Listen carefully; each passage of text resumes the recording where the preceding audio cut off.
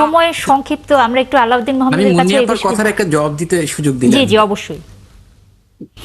সেটা হচ্ছে, আমি কি বলবো? জি জি অবশ্যই। আচ্ছা, মুন্নি আপার কথাটা একটু বলি। সেটা হচ্ছে, শেখ হাসিনা কিন্তু কোনো সংবিধানের কোনো আর্টিকেলের আলোকে পালিয়ে যায়। তিনি সংবিধানকে একটা ভ্যাকুয়াম রেখেই পালিয়েছেন। এবং বর্তমান সরকারের ম্যান্ডেটটা হচ্ছে মানুষ, কারণ government for the people, by the people, of the people, constitution for the people.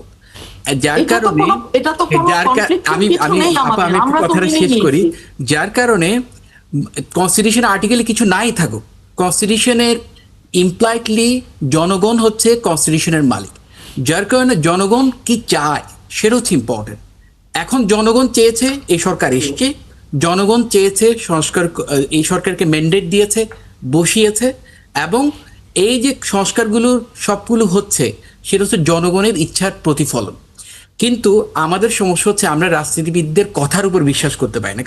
কারণ রাজনীতিবিদরা সকালে বলে এক, বিকালে হয়ে যায় আরেক। তারা দেশের ভাগ্য বদলানোর কথা বলে, কিন্তু বদলায় আসলে তাদের ভাগ্য। তারা গণতন্ত্রের কথা সকালে বলে, কিন্তু রাতে গিয়ে এটিগুলো রাজতন্ত্রে পরিণত হয়ে যায়। তারা কথা রাখে না, তারা কখনো কথা রাখে না, রাখবেও না সামনে। সেই জন্যই গণভোটের কথাটা আগে আমরা বলছি। কারণ গণভোট যদি হয়, তারা বাধ্য হবে, তারা নৈতিকভাবে বাধ্য হবে। আমরা বলতে পারি এটা চ্যালেঞ্জ হবে, এটা অনেকভাবে চ্যালেঞ্জ হবে, এটা কনস্টিটিউশনাল ভিত্তি নাই, অনেক কথা আসতে পারে।